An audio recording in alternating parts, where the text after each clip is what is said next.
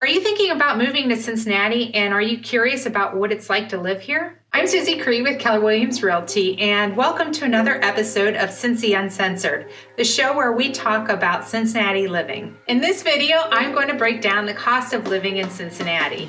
We'll explore everything from the cost of housing to the cost of gas. We work with many people who relocate here, and here are some of the top questions we usually get. First, let's talk about the obvious, the cost of housing. One of the things you're going to have to decide is whether you want to rent or you want to buy.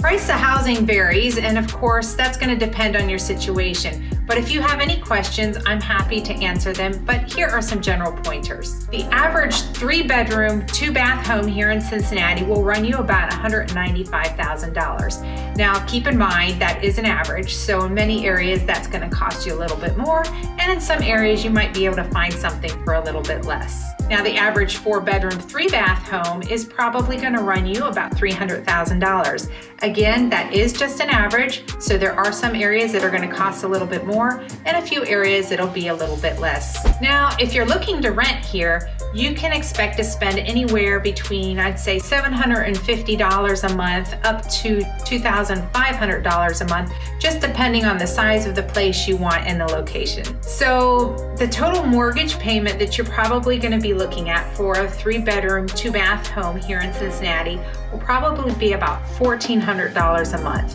That will include your insurance and your property taxes. I would say a good rule of thumb if you're looking at buying or even renting a place is that anything inside the 275 loop is going to cost you a little bit more money. And of course, the closer to the city you get, the more expensive it's going to be.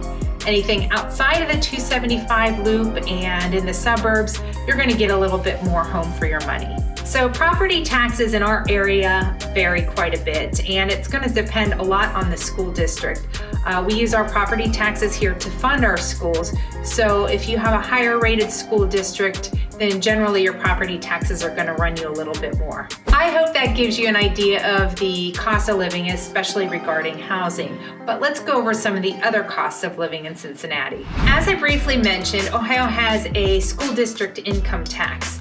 So a levy is separate from the federal, state, and municipal taxes, and it's collected and earmarked specifically to go towards that school district. Gas here averages about $2.25 a gallon, and of course that number also fluctuates. Sometimes it goes down to $2.